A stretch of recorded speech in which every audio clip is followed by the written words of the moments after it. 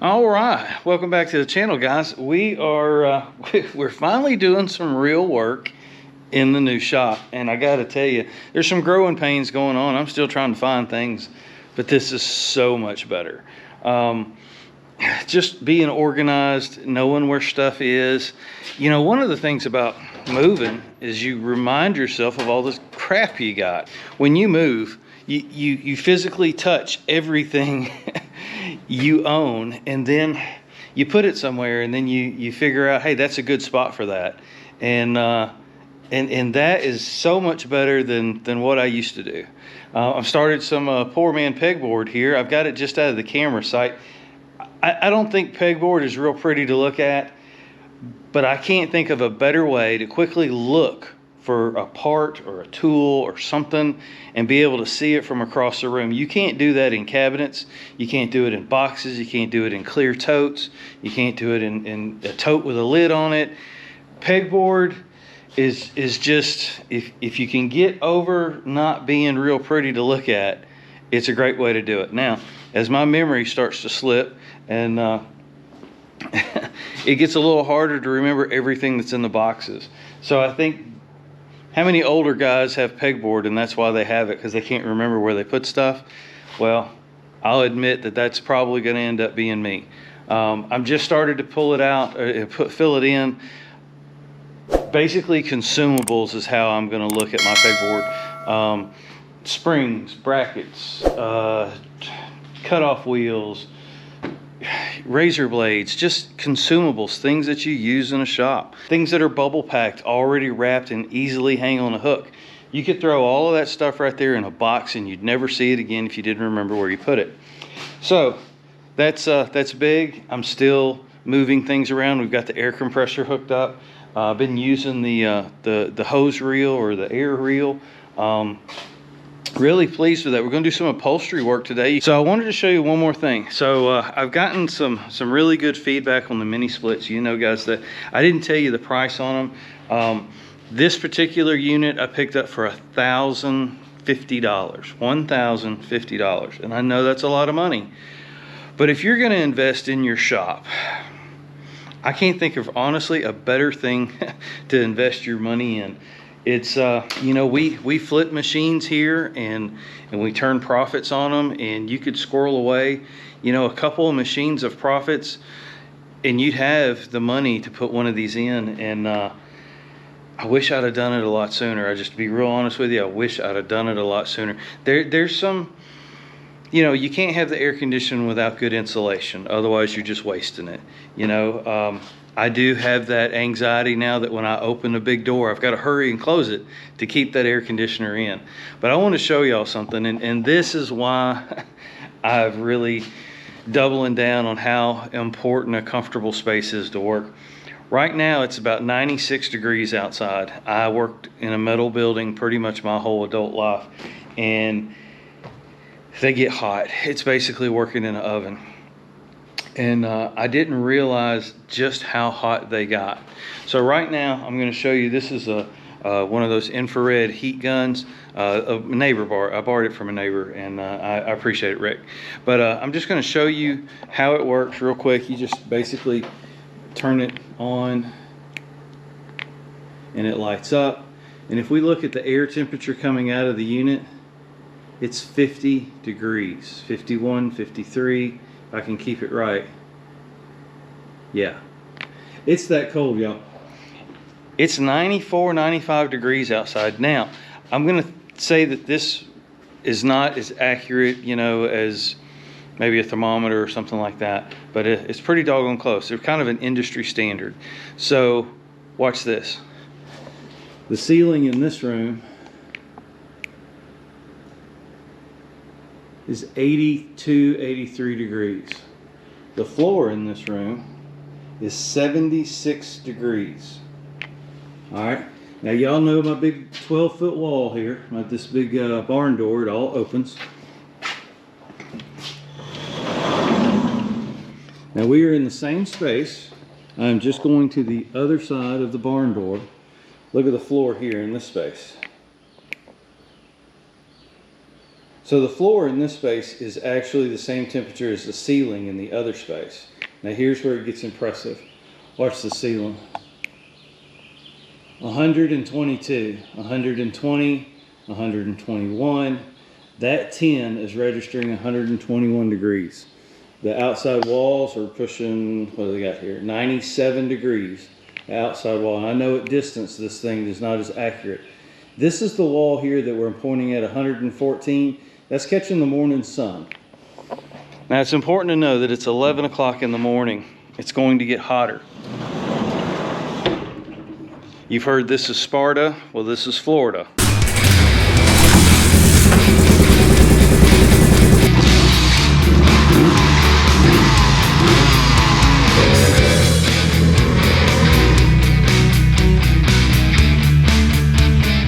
So today's project, upholstery. This is also going to be kind of some tips on workarounds. I love a good workaround. Makes me feel like I'm beating the system. You know, I figured something out that maybe somebody else didn't figure out. So the 250X four-wheeler is really a kind of an interesting machine. I'd never had any experience with them until I bought this one. Some people call it a TRX 250X. Some people call it a 250X 4-tracks. It's got a lot of names on it. But it is really the grandfather to the 300EX that probably most of y'all grew up with, or the 400EX that everybody still loves today. It's 4-stroke. It's this particular model that we're talking about, the 250X. It's 4-stroke kickstart only, no electric start, chain drive, reverse. It's really kind of a mix between a 250 ES Big Red and a 350X three-wheeler. And the reason I say that is because of the decompression kicker system that's built into this engine. It's a lot like the 350X. I am told, I don't have any experience with it, but the 350X is a direct swap or bolt-in replacement to this chassis. Which I got to tell you, I've been riding this one around. Even though I'm getting ready to sell it, I try to enjoy them a little bit before I do that. It's a way to test before I sell something to make sure that it's as good as I can get it. And so that being said, this is a flip machine. This is a machine that I bought to fix up, to sell, to fund the next one. And you know, keep a little bit for myself. That's what we do here. And because it's a flip machine, I'm not necessarily worried about it has to be an OE part. I look at OE parts, I try to get OE parts when I can, but sometimes they're really hard to find. You can't find a new one, they don't make it anymore, or maybe they're really expensive. And so those three reasons, sometimes I'll switch to an aftermarket part. We'll briefly go over this particular machine, and I'll kind of tell you what we've done. If you don't remember, it's been 3 months. We've really kind of quit working on machines and got into building this shop, and I just think that was the move to make. I should have done it a little earlier this year. It got hot, just telling you. So some of the things that I did to this machine, and the reason I did them, kind of explain, is I went with a plastic tank. This machine came with a metal tank with a plastic cover. This is it. It's kind of part of the fenders over here. And the reason I went with a plastic tank, and I'll stand by this because there's going to be a lot of guys, oh, he shouldn't have done that. Well, here's why. To go buy somebody else's 30 or 40-year-old metal tank, I would have run the risk, no returns, you know, on eBay sometimes. I would have run the risk of finding another rusty tank. The tanks that are on eBay are $150, $200 for an original metal tank.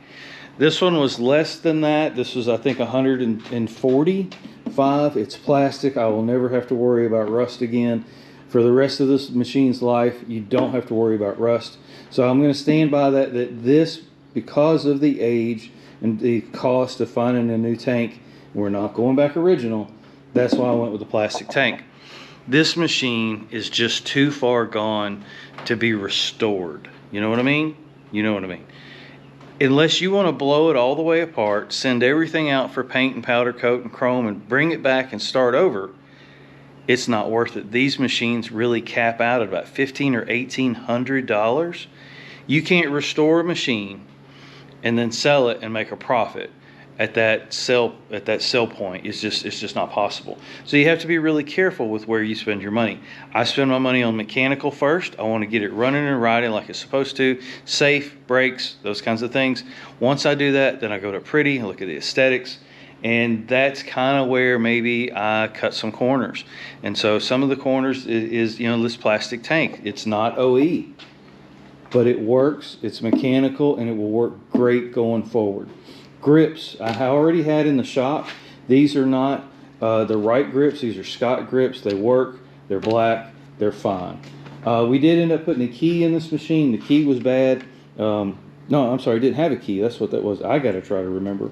We did put a CDI in here. We went with the aftermarket CDI. So far, no issues. One of the great things you can find on eBay is original parts. And when I need them and can get them, that's what I did. And so I diagnosed this machine, this right front wheel here. It would, I could bleed it and it would roll free. And then as soon as I you know, closed the bleeder and hit the master cylinder, it would lock up and stick. So I went through the caliper. The caliper was functioning fine. What I found out is this had a collapsed left side hydraulic brake hose. eBay, $15. The guy sent me the entire hose set. All of this for 15 bucks. You can't beat it. So we got new brakes on the front, or excuse me, we got a new brake line on the front, and now we have good functioning front brakes. Rear brakes were fine, other than the fluid was a little low, so we kind of topped that off. Got an air filter, changed the oil. This machine does have a oil filter. I say that because, you know, coming from the three-wheelers, a lot of those did not. This machine does have an oil filter. That said, it takes the same oil filter as a 250 ES Big Red, a 350X three-wheeler. This, of course, being the 250X, I believe that oil filter is the same for the 300EX. So that leads me to the next thing that I discovered. When you're building a machine that's 40 years old, you may have to look for parts in unique places. And so that's what we did here. There's options out there when you talk about seats. I think the seats of a machine and the tires are the first tell. I can see it from across the parking lot. It tells me how the machine was stored. They tell me how it was ridden, how it was cared for. And this red one here is the original seat that came on our machine. As you see, it's split here. That happens, just wear and tear. It's probably, the material's really dry and thin. This machine set out, the sun beat on it.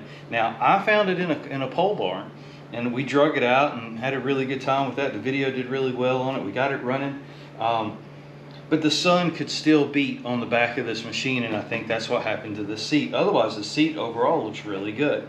But the foam has just been just tore up. Now, there are videos out there where people will take foam from other seats and they'll cut it and they'll put it in here, and they'll glue it back together and they'll put a new cover on it, and that is a great way to do it if you want to do it that way. I crunch the numbers on everything I do. A replacement foam for this seat and the vinyl to cover it was more than buying this seat right here. Now, this is an actual 300EX seat, and this is kind of why I keep going back and forth. So that being said, I bought this entire seat for $75. I'm going to throw away the blue cover. I've already taken it off. It was a nice cover. It did have one or two little holes in the corner. Not a big deal. I was tossing it anyway. So I got a really good deal on the seat. $75. I got a new pan. I got everything that's a little newer, of course, because the 300EX came out after the 250X.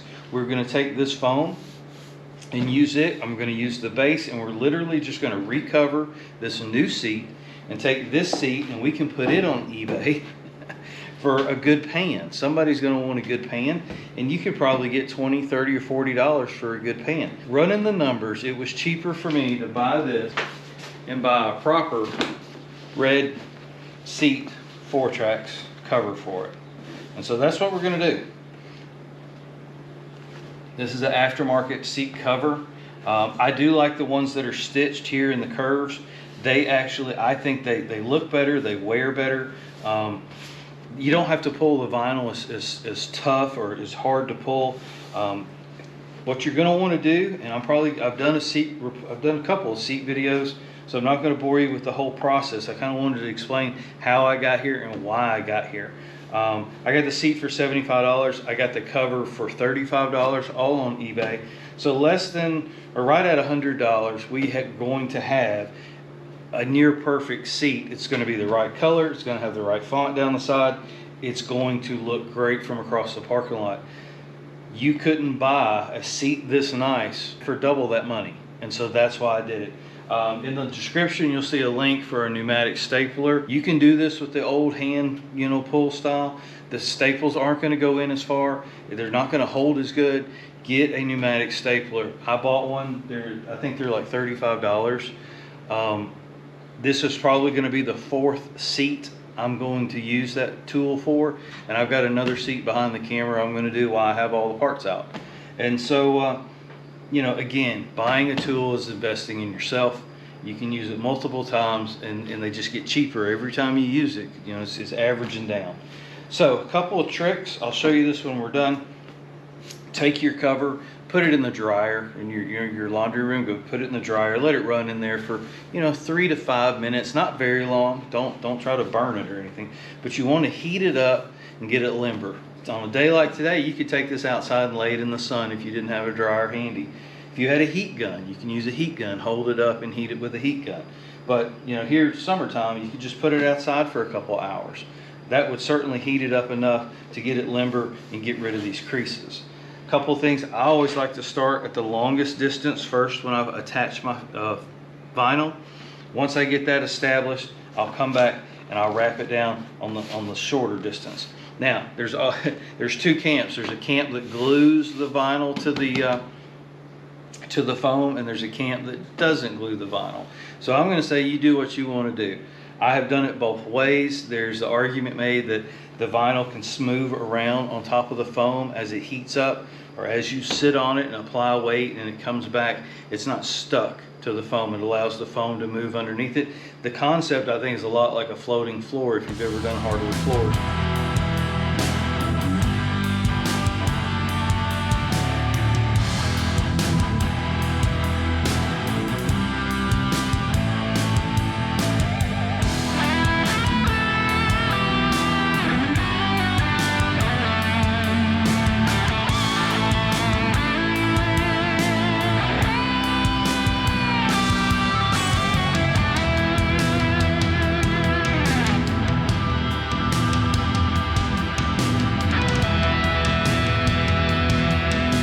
All right, just like that, we got a recovered seat. We're ready to go. Remember, the 300EX shares a lot of the same parts as the 250X. You will find parts that go from one machine to the next. Not everything, but some. You would be surprised at what you could find that does cross-reference over to another machine if you find yourself with a machine that's only made for a couple of years. All right, moving on to our plastics. Now, the back plastics on the 250X, they're spider cracked. They're pretty bad. I don't know of any way to save them other than to paint them. I'm not going to paint them. We're just going to let it roll. Again, this machine is too far gone to really invest thousands of dollars and hundreds of hours of time to try to save them. You can buy replacement plastics cheaper than probably what it would take to fix these. I don't even know if you could fix them, but we're still going to make the most of what we have. We're still going to take this machine to market, and we still want it to look the best we can with what we have to work with. And so the next thing I'm going to do, I've never done this before, but the plastics of the 80s, even up into 88, the sun would beat down on it, and it would actually, the colors injected all the way through, but it would get this haze on it here. And so what I'm going to do, I did a little test scratch here. We're actually going to scrape this down. I'm not going to sand it. That would be another way to do it. I've done that in other videos. I talked to a guy, he says he does this for a living, and he says that scraping is the easiest way to do it. So I've just got a flat razor blade here, and I just want to keep the profile straight. I don't want to dig in, I don't want to cut, I want to scrape. So keeping it straight, keeping it flat.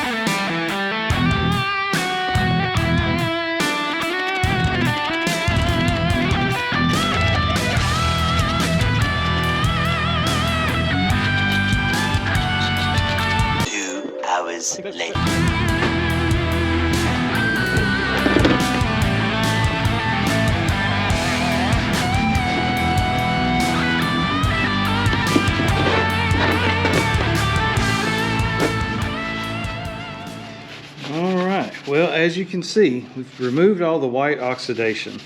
I think the plastic really still needs to be sanded, but that was a pretty quick way of getting all of that top white scale off. It's on there too. I'm sure it's going to haze back up a little bit. You could polish this out, and I think you would save it. I'm not going to go that far with it. I think this is just 100 times better than what we started with. Let's see how it looks on the machine, and then we'll go from there if we need to address it any further than that. Now, here's the hood, if you will. That's what I would call it. The same type of oxidation is built up on it. As you see, the sun has just really beat the red right out of that. But again, the red goes all the way through. Probably could take some 600 grit sandpaper after we scrape it down and come back over it and kind of get rid of the scratch marks. I think that's what it would take. This is, as it's drying now, you can kind of see the lines where the razor blade came across it. I think you would probably even that down with some sandpaper if you really wanted to take it that far. But from where we were to where we are, I think that's the thing to do. We're going to try to scrape this down too. Let's see.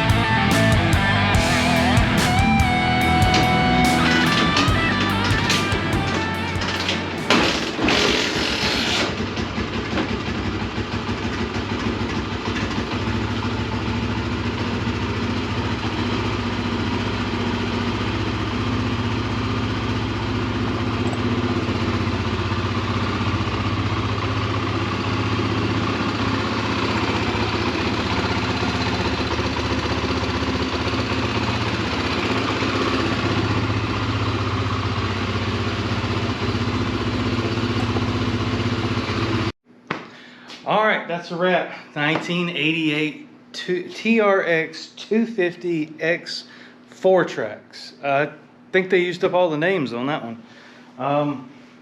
Really cool machine. This really elevated the game. Full suspension, front and rear, disc brakes, front and rear, chain drive with reverse. You know, they got away from reverse for a little while. The sports machines kind of got stripped down to just sport, but it's not so sporty that you couldn't use it around the house and just really have a lot of fun with it. I think we'll go put it on the track here probably tomorrow. Tomorrow's Father's Day. We'll film some of it, we'll see. But yeah, I think it turned out really good. Big thanks to Bruce Allman out at Blue Line Graphics. Thank you, I appreciate it. The graphics look, he's the best in the business. We sourced a lot of used parts from around the shop. We had the handlebar grips. They're not OE, but we had them laying around the house. These wheels actually came in that big bundle. Purchased. The front tires came off of the Suzuki project.